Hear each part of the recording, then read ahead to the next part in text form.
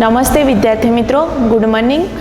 આપણે આગળના વિડીયોમાં શીખ્યા હતા કે કોષીય અંગિકાઓ વિશે। તો કે કોષીય અંગિકાઓ એટલે શું? તો કે સમગ્ર સુકોષ કેન્દ્રીય કોષના સજીવો એટલે કે જે સુકોષ કેન્દ્રીય સજીવો છે તેમના કોષોમાં સમગ્ર કોષ રસમાં વિસ્તરેલી જે સમકેન્દ્રિત રીતે પથરાયેલી જે પટલમય રચનાઓ હોય તેને કહેવામાં આવે છે કોષીય અંગિકાઓ। તો કઈ કઈ કોષીય અંગિકાઓ હોય છે? તો કે અંતઃકોષ રસજાળ, લાઇઝોઝોમ્સ, ત્યાર પછી કણાભસૂત્ર, રિબોઝોમ, રસદાની। હવે આપણે તે બધી જ અંગિકાઓ વિશે વિસ્તૃતમાં માહિતી મેળવવાની છે। તો વાત કરીએ આજે આપણે અંતઃકોષ રસજાળની। તેને ઇંગ્લિશમાં કહેવામાં આવે છે એન્ડોપ્લાઝમિક રેટિક્યુલમ। શું કહેવામાં આવે છે? Endoplasmic reticulum. શેના વિશે? તો કે અંતઃકોષ રસજાળમાં ઇંગ્લિશમાં કહેવામાં આવે છે એન્ડોપ્લાઝમિક રેટિક્યુલમ। શોર્ટ નોમ છે તેનું ER। શું કહેવામાં આવે છે? ER। તો કદાચ એક્ઝામમાં એમ પૂછાય કે ટૂંકનો જ લખો અંતઃકોષ રસજાળ, તો પણ લખવાનું, એન્ડોપ્લાઝમિક રેટિક્યુલમ તો પણ લખવાનું, અથવા શોર્ટમાં પૂછાય કે ER વિશે માહિતી આપો તો પણ શું આવશે? અંતઃકોષ રસજાળ। હવે અંતઃકોષ રસજાળનો રચના કેવી હોય, તેની સ્થાન કેવી હોય અને તે કોષમાં કયા કયા કાર્યો કરે છે તેના વિશે માહિતી આપીશું। તો વાત કરી રચનાની, એના પહેલા આવે છે સ્થાન, કે અંતઃકોષ રસજાળનું સ્થાન ક્યાં હોય?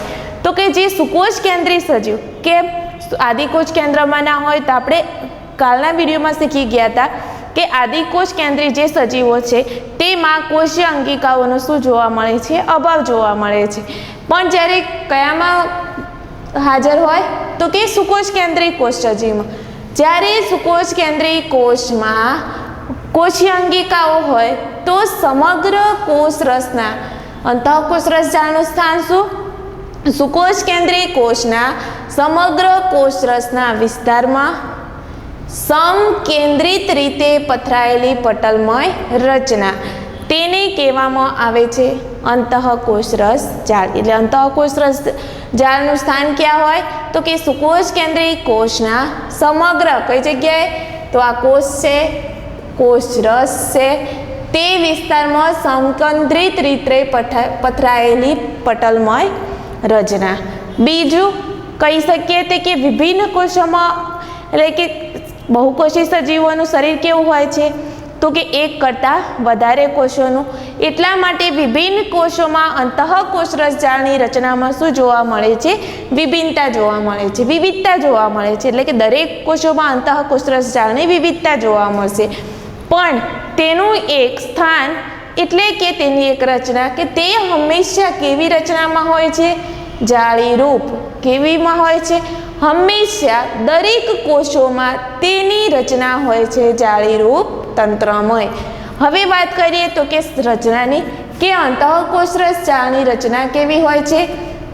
તો કે અંતઃકોષ રસજાળ પુટિકાઓ અને નલિકાઓની મોટી આવૃત જાળીરૂપ રચના। એટલે પુટિકાઓ અને નલિકાઓથી, નલિકાઓ તો નલિકા જે હોય તેના જેવી રચના જોવા મળે, પુટિકાઓ જેવી રચના હોય છે। તે કેવી હોય છે? લાંબી, નલિકામય, ગોળાકાર અથવા કોથળી જેવી રચના ધરાવે છે। એટલે કે જે આપણે પેલું ઝોલો કાગડી કહીએ છીએ તેના જેવી રચના ધરાવે, કોથળી જેવી રચના ધરાવે, જે ફૂલેલી કોથળી હોય એના જેવી રચના ધરાવે છે। એટલે કેવી કહી શકાય? તો 1 માર્ક્સમાં અથવા 2 માર્ક્સમાં પૂછાય કે અંતઃકોષ રસજાળનું સ્થાન ક્યાં? તો સુકોષ કેન્દ્રીય કોષના સમગ્ર કોષરસ વિસ્તારમાં પથરાયેલી જાળીરૂપ રચના। જો તેની રચના પૂછાય તો શું આવશે? તો કે તે પુટિકાઓ અને નલિકાઓની મોટી આવૃત જાળીરૂપ રચના છે, તે લાંબી, નલિકામય કે ગોળાકાર જેવી રચના ધરાવે છે। હવે વાત કરીશું તો કે અંતઃકોષ રસજાળ કેવી દેખાય છે? તો આવશે અંતઃકોષ રસજાળ જોઈએ તો આ કેવી છે? પુટિકાઓ જેવી, ત્યાર પછી આ નલિકા જેવી રચના ધરાવે છે। કેવી? નલિકા જેવી। એટલે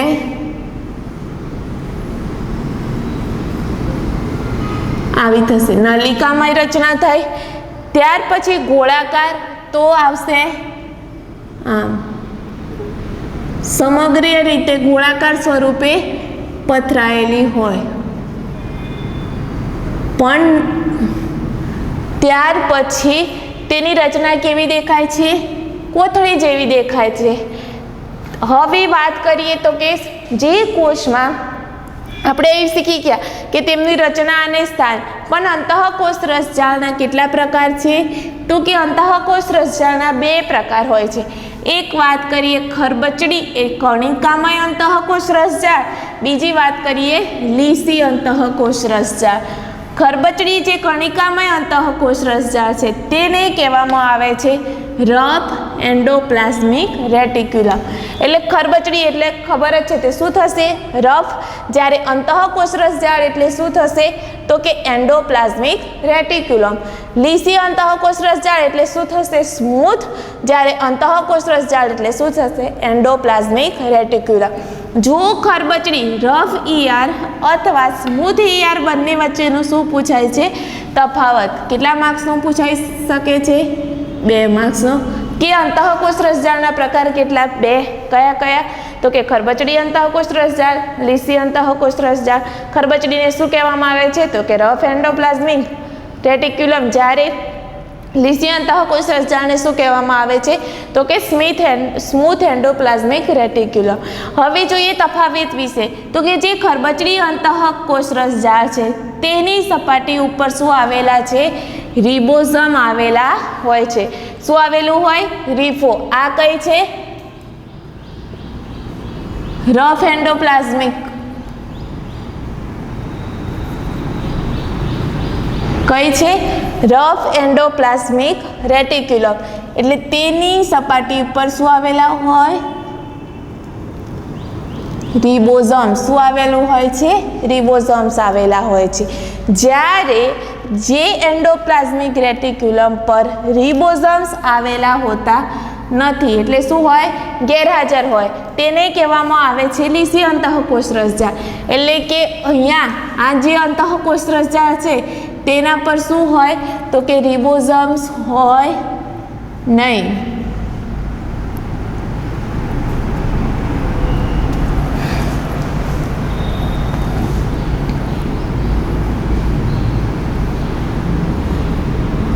તેને કહેવામાં આવે છે સ્મૂથ ER, એટલે થશે લીસી અંતઃકોષ રસજાળ। તો 1 માર્ક્સમાં ખાલી જગ્યા પૂછાય છે તો કે ખરબચડી અંતઃકોષ રસજાળ છે તેની સપાટી ઉપર ખાલી જગ્યા આવેલા હોય છે તો શું આવેલું હોય? રિબોઝમ્સ આવેલા હોય।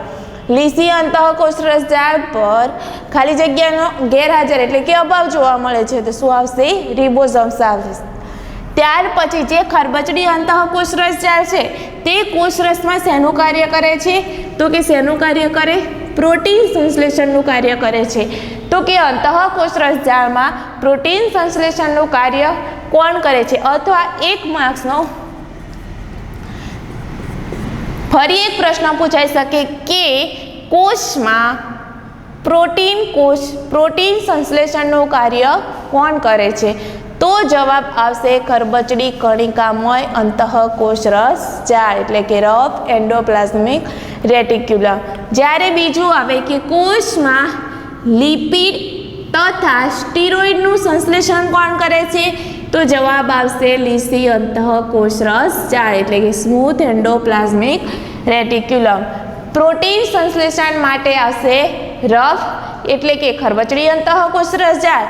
જ્યારે લિપિડ અને સ્ટીરોઇડના સંશ્લેષણ માટે કોણ જવાબદાર હોય છે? તેનું કાર્ય કોણ કરે છે? લિપિડ તથા સ્ટીરોઇડનું સંશ્લેષણ કોણ કરે છે? તો આવશે લીસી અંતઃકોષ રસજાળ। હવે વાત કરીએ તો કે અંતઃકોષ રસજાળના કાર્યો કયા કયા આવશે? તો કે કોષ કેન્દ્ર અને કોષરસ। હવે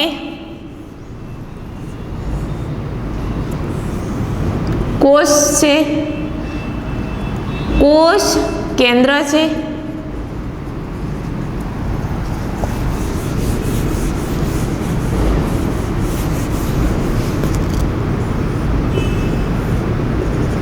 કોષ કેન્દ્ર,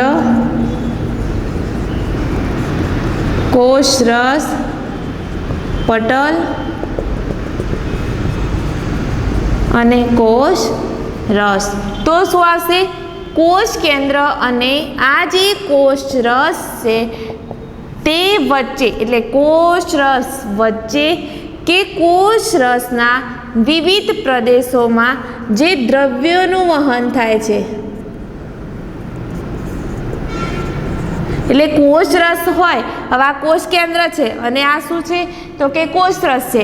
પણ કોષ કેન્દ્ર ઉપર આપણે આગળ ભણી ગયા, કોષ કેન્દ્ર વિશે માહિતી મેળવી હતી તો કે તે કેટલા આવરણ ધરાવે છે? 2 આવરણ, દ્વિસ્તરીય આવરણ છે. એટલે કોષ કેન્દ્ર આવશે, પછી કોષ કેન્દ્ર પટલ આવશે અને આવશે આ કોષરસ.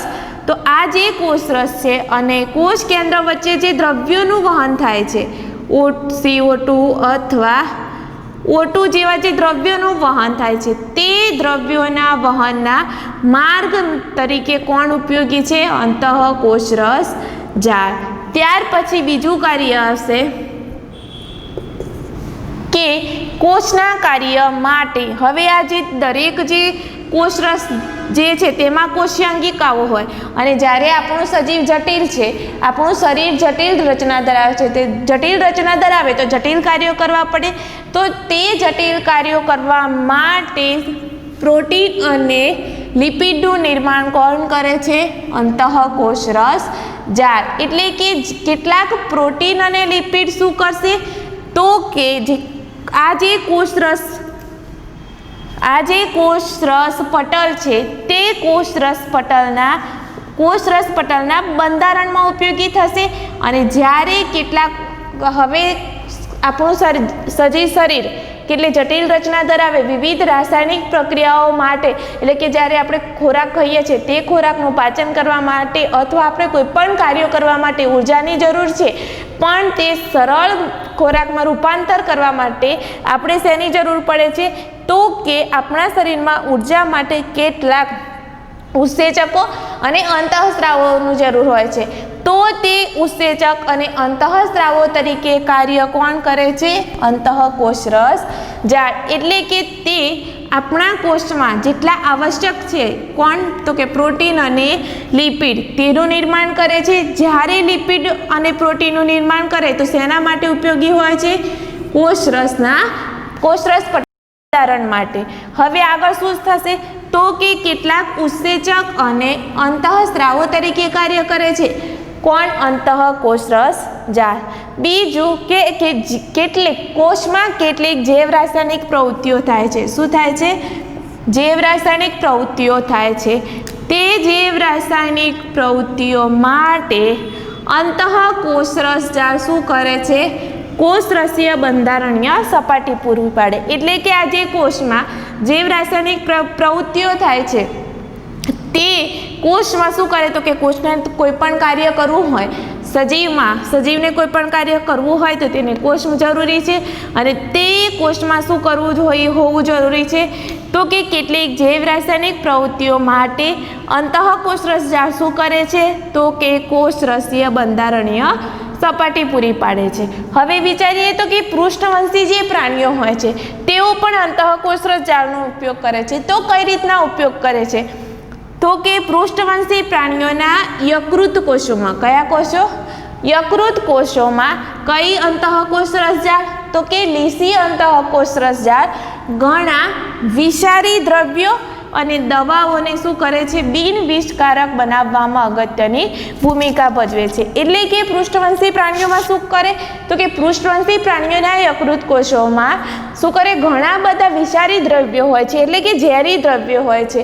તો તે શું કરે તો કે તે ઝેરી દ્રવ્યોને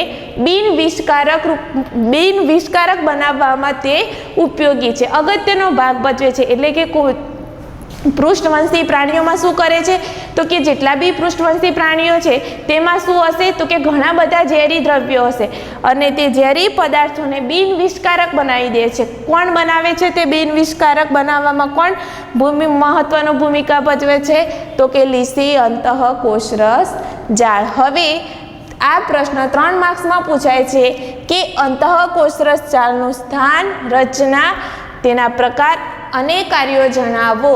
તો લખવાનું પહેલા શું? સ્થાન, પછી રચના આવશે, તેના પ્રકાર 2, ખરબચડી અંતઃકોષ રસજાળ, લીસી અંતઃકોષ રસજાળ અને કાર્યો અથવા ખાલી કાર્યો પણ 2 માર્ક્સમાં પૂછાઈ શકે છે.